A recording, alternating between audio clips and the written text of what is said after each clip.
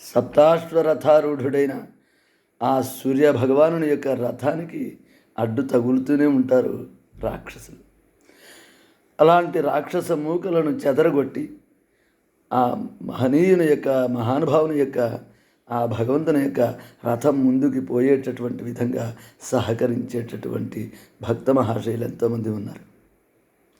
ఆ సూర్యనారాయణమూర్తికి అర్ఘ్యప్రదానాన్ని చేసిన పక్షంలో ఆ విడిచిపెట్టబడినటువంటి ఆ నీళ్లు ఏవైతే ఉంటాయో అవి అస్త్రశస్త్రాలుగా మారి ఆ రాక్షస శక్తులను తరిమి కొడతాయి.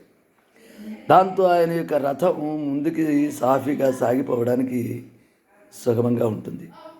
అప్పుడు ఆ భగవంతుడు తనకు అర్ఘ్యప్రదానం చేసినటువంటి ఆ యొక్క భక్తులను నిండు మనసుతో ఆశీర్వదిస్తాడు.